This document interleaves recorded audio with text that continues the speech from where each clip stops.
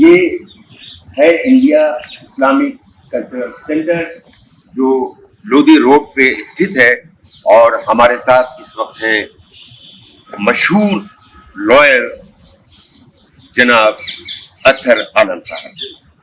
अतहर आलम साहब जी, आप मुझे सबसे पहले ये बताएं कि जब आप पहले तो ये कि आपने कब ज्वाइन किया, आपने मेंबरशिप IACC की कब ली? मेंबरशिप मेरे ख्याल से 2002 या 3 में ली थी, इलेक्शन से पहले। जब सेंटर का इलेक्शन होने वाला था उससे पहले मेंबरशिप शुरू हुई, और इसलिए शुरू हुई कि ये सेंटर जो है अच्छी शक्ल में। जब आपने यहाँ की मेंबरशिप ली, सेंटर की स्थिति क्या थी? सेंटर बिल्कुल इनकम्प्लीट था, खंडरों की तरह था, और ऊपर कोई स्ट्रक्चर नहीं था। लेकिन लोगों में एक जज्बा था कि इसको कुछ ना कुछ करना है, कि प्राइम लोकेशन पर सरकार ने अगर ज़मीन दी है और जिसकी बुनियाद इंदिरा गांधी ने डाली, तो लोगों में एक तजस्सुस था कि इस बिल्डिंग को कम से कम ऐसी शक्ल दी जाए कि जो अपने आप में एक नुमाया प्रेशर भी था। और इसी प्रेशर को देखते हुए लोगों में चौधरी साहब थे, पुराने लोग जो यहाँ के फाउंडर मेंबर थे, उनको एक तलाश थी। मूसा रजा साहब भी थे उस वक्त, और कई दीगर हजरात थे, लेकिन वो लोग उम्र के सब की वजह से उतना काम नहीं कर पा रहे थे। जज्बा बहुत था, लेकिन उम्र की वजह से वो कुछ करने के लिए नाकाफिर थे। सबसे ज्यादा कॉन्ट्रीब्यूशन उनको तलाश थी ऐसे चेहरे की जो बिजनेस क्लास हो और जो सेंटर को कुछ कंट्रीब्यूशन भी दिलाए और खुद कंट्रीब्यूट करे। बहुत खोजने के बाद और तलाशी करने के बाद किसी ने सजेस्ट किया कि भाई जनाब सराजुद्दीन कुरैशी साहब हैं, अल हिंद ग्रुप कंपनीज के हैं, वो इस सेंटर को कुछ न कुछ दे के ही जाएंगे। फिर एक आपस में कंसेंसस डेवलप हुआ और ये हुआ कि ठीक है, एक टीम बनाई जाए।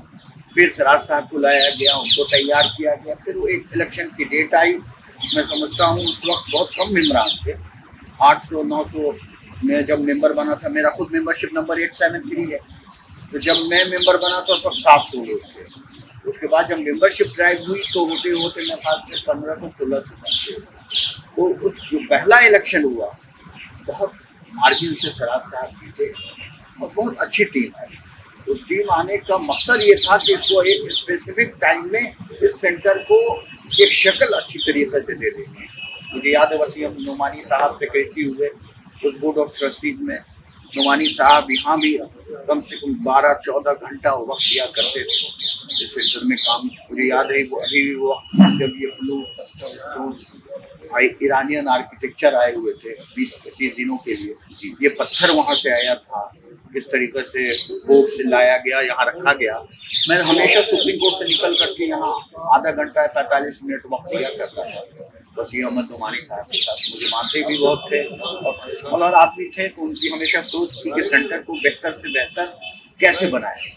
मुझसे वो हमेशा पूछते थे तो अपनी एडवाइस जरूर बताएं। और आप अगर देखेंगे तो हमेशा हमारी जो एनुअल रिपोर्ट आती थी उसमें अतहर आलम का क्वेश्चन जरूर रखता कि इस सेंटर को बेहतर से बेहतर कैसा बनाए।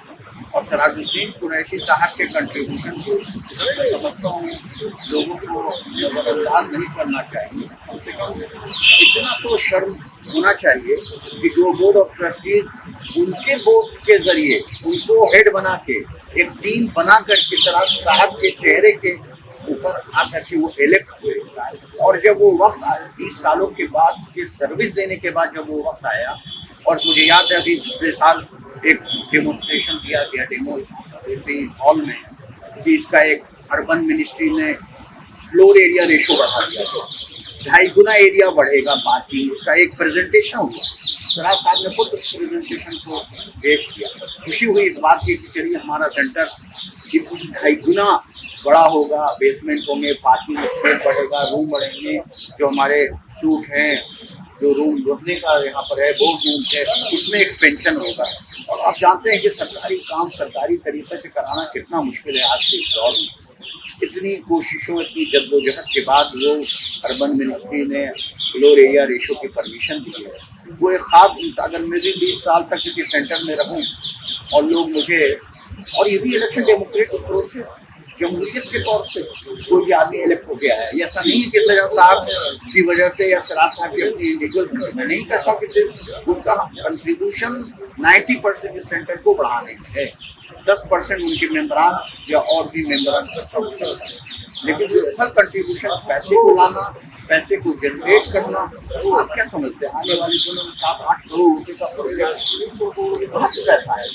हम तो नहीं, मुझे तो कहीं दूर दूर तक तो वैसे लोग नजर नहीं आ रहे हैं जिनमें ये सलाहियत हो कि 10 करोड़ 10-20 करोड़ रुपया ले आए वो और इस सेंटर को एक अच्छे से अच्छा तरीके से एक्सटेंड करें। मुझे नजर नहीं आता। अगर इस चीज को जहन में रखते हुए जो भी समझदार और अक्लमंद लोग हैं इस चीज का फैसला करें कि एक टर्म ठीक है, एज की पाबंदी हर आदमी उम्र के हिसाब से, हमारे भाई आपने देखा होगा वाली साहब के प्रोफेसर हजरात जो अच्छे प्रोफेसर यूनिवर्सिटी को हम उनको प्रोफेसर इमेरिटस का खिताब देते हैं। क्यों देते हैं?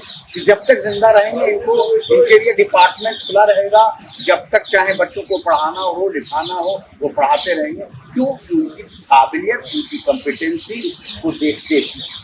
मैं कहता हूँ कि सिराज साहब ने 20 साल इस सेंटर की खिदमत की है, कितना साल, 5 साल और अगर हम उनको मौका दे देते हैं किसी भी एज के पाबंदी को हटाते हुए, भाई age is not the criteria. आप देखिए 70-80 साल के लोग बाहर में, आपके यूएस के प्रेसिडेंट की उम्र क्या हो रही है? तो आप एज फैक्टर की वजह से किसी काबिल आदमी को किनारे कर देना, मैं समझता हूँ ये कोई जमहूरियत की निशानी नहीं है, क्योंकि एज इज ऑल्सो क्राइटेरिया। देखिए एक आदमी अगर खिदमत देना चाह रहा है जो और अगर उसकी सेहत ठीक है, हर तरीके से एक्टिव है, रोज आ रहा है, 2-4 घंटा दिन भर बैठ रहा है, काम देख रहा है, वो एक डिसिप्लिन मेंटेन किया। देखिए किसी भी सेंटर की डिसिप्लिन बहुत जरूरी है और मुझे लगता है कि अच्छा प्रेसिडेंट, अच्छा एडमिनिस्ट्रेटर किसी भी इंस्टीट्यूशन में डिसिप्लिन ला सकता है।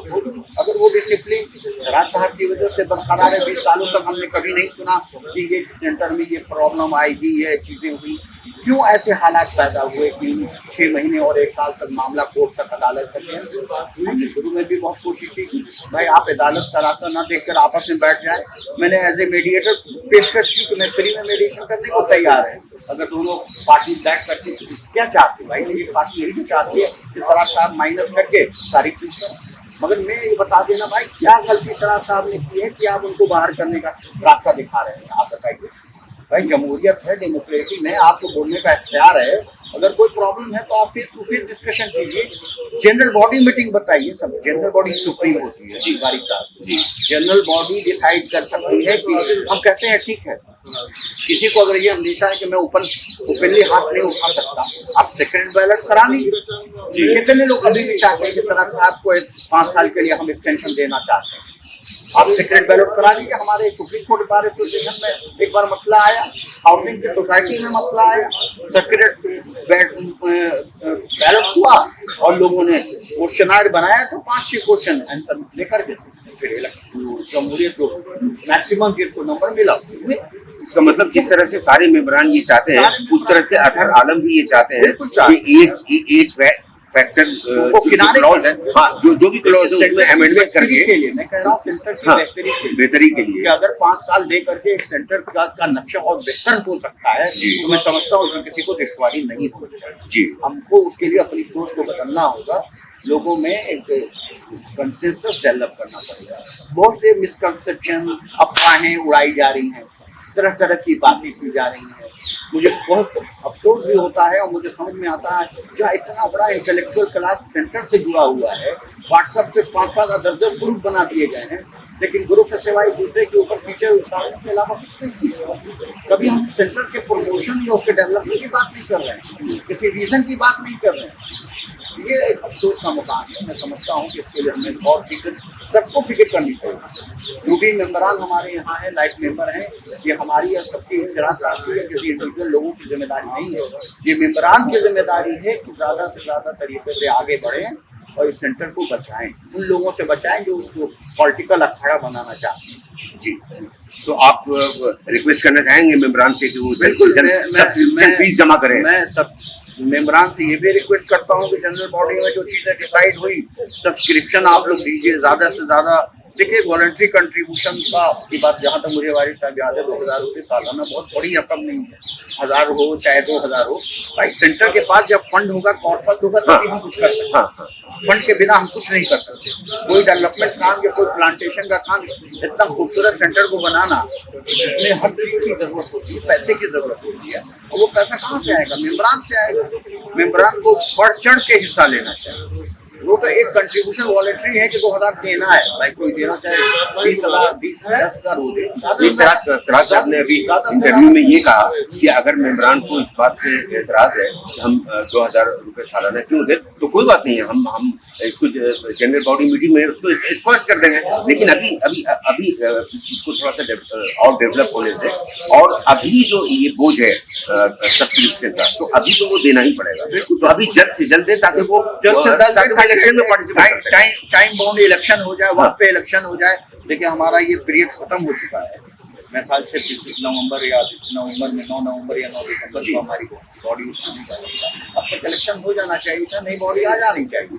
लेकिन मामला चूंकि अब कोर्ट में चला गया, रिसीवर अपॉइंट हो गए, तो रिसीवर का एक अपना तरीका है, अपने तरीके से ऑब्जर्वर अपने तरीके से नोटिस लोगों को भेज रहे हैं, भाई आप लोग अपना सब्सक्रिप्शन दीजिए। मुझे नहीं मालूम कितने लोगों ने दिया है नहीं दिया है, लेकिन मेरी तो अपील यही है कि जल्द से जल्द लोग सब्सक्रिप्शन दे ताकि ऑब्जर्वर साहब इलेक्शन का अनाउंस करें, एक नई बॉडी आए और जनरल बॉडी मीटिंग इलेक्शन से पहले, वो जनरल बॉडी मीटिंग सेक्रेटरीट करा लीजिए, क्या दिक्कत है? मैं कहता हूँ ऑब्जर्वर साहब के सुपरविजन में ही आप एक जनरल बॉडी मीटिंग करवा दीजिए भाई। ये खुद रिटायर्ड जज हैं, जानते हैं तफरीक और फेवरिज्म करने की बात है, ये तो पैरेलल लेकर के चलना है सभी को, दोनों पक्ष को, चाहे जो खिलाफ हो या साथ करने वाले, सबको साथ लेके चलना। अगर सेक्रेटरीट करा तो सारी चीजें हो जाएगी। और अगर अल्लाह हंगामा करने से बचना है तो मैं समझता हूँ सेक्रेटरी।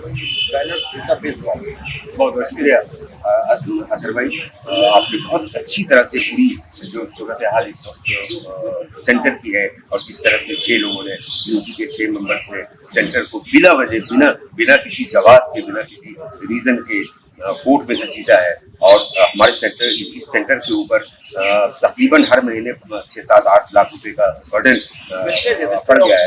वो नहीं होना चाहिए था, और जितना जल्द हो सके वो इस सेंटर की बका के लिए दुआ भी करना चाहिए। बहुत बहुत शुक्रिया, बहुत बहुत शुक्रिया।